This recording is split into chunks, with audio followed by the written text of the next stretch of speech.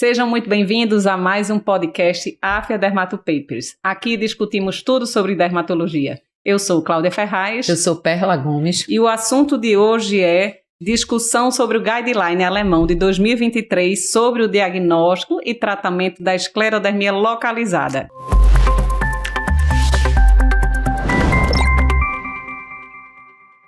Eita, que título grande, né, Perla? É um título tão grande quanto a nossa dificuldade de diagnóstico e tratamento, né? Exatamente. Então, acho que a primeira coisa que a gente tem que já explicar para quem nos escuta é a definição do que é esclerodermia localizada. Esclerodermia localizada é o mesmo que morfeia. Isso. Então, são quadros em que a gente pode ter uma atrofia, algum grau de esclerose de forma localizada na pele e que tem um potencial de envolver estruturas adjacentes, como tecido subcutâneo, músculo, face e até osso nos quadros mais profundos. E aí é muito importante, né, Perlinha, a gente também esclarecer que a esclerodermia localizada ou morfeia, ela não tem a capacidade de evoluir para envolvimento de órgãos profundos, como a gente vê na esclerose sistêmica, muito acompanhada pela reumatologia, não é isso, Exatamente, que na esclerodermia sistêmica a gente vê envolvimento de órgãos nobres, né? Pulmão, rim, coração, trato gastrointestinal. Aqui não. Aqui a gente não vai ter evolução para esses órgãos. A gente pode até ter manifestações extracutâneas, uma alteração ocular, uma alteração articular, mas a gente não vai ter envolvimento dos órgãos. Isso. E não vai ter essa evolução, porque às vezes a gente fica com medo, né? Recebe os pacientes, manda para reumato. Será que está evoluindo para uma esclerose sistêmica? Então isso não é. A esclerodermia localizada não acontece. Isso é importante a gente definir. Então, apareceu como esclerodermia localizada, vai continuar como esclerodermia localizada. Não progride para a esclerodermia sistêmica. Esclerose sistêmica, né? Então, vamos lá, para quem nos escuta aí já tem uma noção em que pacientes ocorre a esclerodermia localizada, qual é a epidemiologia clássica que a gente visualiza nos nossos atendimentos. Exatamente. Então, vamos lá. Em termos de incidência, ele fala que é 27 por milhão de habitantes, que é mais comum em mulheres, e em relação à raça, pode acometer qualquer tipo de raça, mas é mais comum também em brancos, né? 80% são vistos em brancos, né? E é importante a gente definir que a gente vai ver a classificação lá na frente, mas a gente vai ver que quando a gente fala esclerodermia em criança, a gente vai ter uma faixa etária diferente, né? De 2 a esclerodermia linear, é uma faixa diferente, é de 2 a 14 anos, e a gente vai ver que a esclerodermia em placa é mais comum em adultos, e é de 40 a 50 anos. Então é importante a gente definir essas faixas etárias de acordo com o tipo da esclerodermia localizada. Isso, mesmo sendo assim, a gente visualizar muito na prática clínica, ainda é considerada uma condição relativamente rara, né? Isso. Então, existem, lógico, várias estimativas de países europeus diversos, de 27 por 1 milhão de habitantes, 3 casos por 1 milhão de habitantes, mas a gente que trabalha em serviço de referência não é tão raro assim, né? Acaba triando e a gente atendendo muitos pacientes com esses quadros. Exatamente. E aí, uma grande dificuldade, já essa divisória que a gente fez, né, entre esclerose sistêmica e esclerodermia localizada, são as classificações dentro deste grupo de morfeia, dentro da esclerodermia localizada. Exatamente. A gente sabe que existem inúmeras classificações, né, Perlinha? Exatamente. Tanto em livros, guidelines, e que artigos. Deixa a gente confuso, né, Claudinha? Demais, porque depende dos critérios utilizados, como é que ele separou. E, lógico, a gente não vai ter condição aqui de abordar todas as possibilidades de classificação, mas a gente adotou a do Guideline alemão, do ano de 2023, que ele leva em consideração alguns critérios. Quais são esses? Exatamente. Então, ele usa alguns critérios relacionados à extensão, à disseminação e à profundidade do processo inflamatório, né, do processo fibrótico.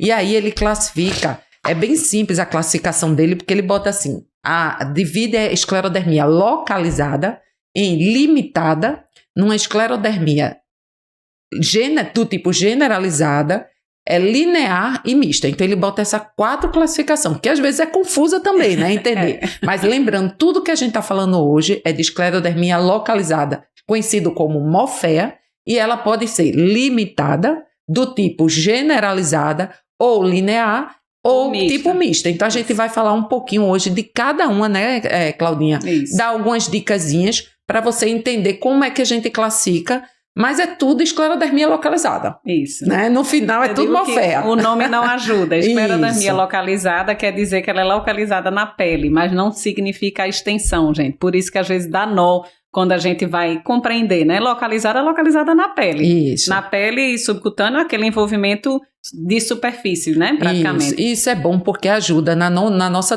condução, como é que eu vou entrar logo com um tratamento sistêmico, quando é que eu vou entrar com tópico, né? E também ajuda a gente ver como é o prognóstico daquela doença, porque às vezes a gente vai ver que uma coisa mais limitada tem chance de regressão por um período menor, e uma coisa que é mais generalizada e a linear, a gente vê que ela pode ser uma coisa mais crônica, ela é de passar mais anos ali, levando a quadros até mais de piores prognósticos, né? Então é importante a gente definir isso na cabeça. Pronto, mas não vou falar de todas as classificações agora tudo junto que vocês vão enlouquecer. Então a gente vai falar do quadro mais comum e vamos citando gradualmente as possibilidades aqui de classificação, né?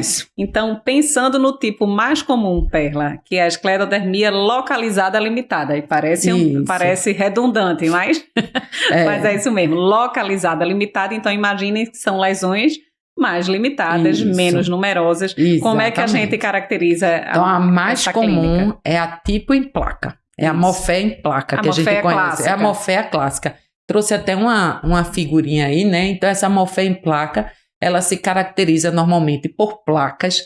Essas placas, elas são normalmente eritematosas no início, lembrando até... às vezes acastanhada, mas lembrando até um quadro parece que o paciente teve um hematoma-like, né? Aquele quadro de hematoma, como você vê na figura A e B, essas figuras são tiradas do Huck. E depois a gente vê que elas evoluem com um quadro de esclerose central e um anel lilás ao redor do quadro, né? E depois ele vai e evolui para placas hiper ou hipopigmentadas com atrofia na região, como você vê na figura letra D aqui. Então, só para a gente ter uma noção, as lesões iniciais podem ser eritema, como na figura A e B, depois evolui com a esclerose central e esse anel lilás, que é esse anel vermelho, eritematoso, que é muito comum, né, que a gente encontra, e depois ela pode evoluir para essa placa aqui mais hiperpigmentada, em alguns casos hipopigmentadas também. Quando tem essa lesão bem evidente, né, com esse eritema e com esse halo lilás, a gente consegue perceber que ela está em plena atividade. Isso. Mas é uma dificuldade, já traduzindo para depois o segmento terapêutico, né, Perla? Isso. Quando a lesão não está tão inflamatória do ponto de vista clínico, a gente fica sem entender se aquela placa ainda tem atividade mesmo não estando crescendo, ou se ela só é residual, como uma fibrose ou uma lesão residual. Então, já de cara aprendam, tem esse halo lilás, tem algum grau de infiltração, enduramento, né? Então, isso aí é sinal de atividade de doença. E é importante entender que essas morféias é muito comum ela acontecer em quadro no tronco, né? Então, assim, normalmente você vai encontrar inframamário e na região ali inguinal, quadril, né? São as áreas que a gente mais frequente encontra esse quadro de esclerodermia localizada, limitada, chamada em placa, que é a Morphéia em placa. Morphéia clássica. Isso. Mas vamos lá. E outras manifestações clínicas da esclero localizada limitada, mas não em placa? As outras formas que a gente pode visualizar? Exatamente. Então, a gente tem a leucodermia, que é conhecida, a leucodermia, da onde forma gutata, né? A forma gutata da esclerodermia, que são lesões menores, pequenos, menores de 1 centímetro, e que geralmente elas também vêm na região de tronco, né, Claudinha? E ela pode ter também esse quadro de halo mais eritematoso. A gente vai ver que às vezes ela confunde até com a LEA, que é o líquido esclerotrófico, né? Quando a gente, que às vezes confunde tanto clinicamente, histopatologicamente, e às vezes dá uma confusão na nossa prática também, né? Sim. E a outra forma que a gente tem que lembrar é a trofodermia de Pacini e Pierini, né? Que já foi em outras classificações e livros mais antigos classificada à parte, já que a gente sabe que ela tem uma clínica um pouco diferente. Tem gente que considera uma forma menos evoluída da esclero localizada, com um grau de um predomínio, digamos assim, de atrofia e com hiperpigmentação.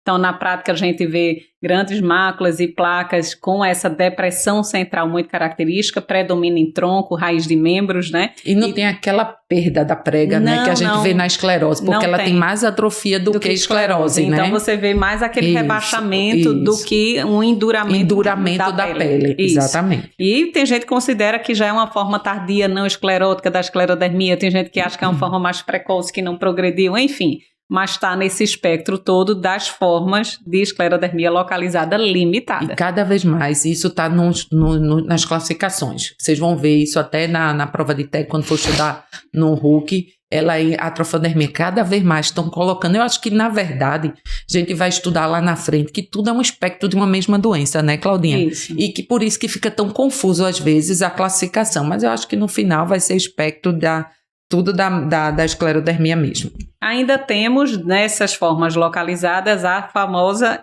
forma profunda. Aí tem gente, é localizada, então quer dizer que é na pele, mas ela é profunda. Então tem um risco realmente de envolvimento do tecido celular subcutâneo, a questão musculoesquelética, podendo realmente aprofundar até a estrutura muscular, fáscia e área subjacente. Isso. E aí, essa forma mais profunda, ela pode também ser tanto simétrica como assimétrica, mas, apesar de ser mais grave, ela é mais rara, né, Perla? Isso. Menos de 1% das formas localizadas limitadas correspondem a essa forma profunda. É mais comum também na infância e ela é muito comum também em extremidades. Isso. Ele coloca essa forma profunda. Então falamos até o momento então sobre a classificação das formas de esclerodermia localizada limitada, a epidemiologia, a sua diferença entre a esclerose sistêmica. Se você quer aprender mais sobre a classificação e principalmente sobre a terapêutica da esclerodermia localizada, continue, acompanhe a gente em todas as redes sociais e também nos nossos cursos.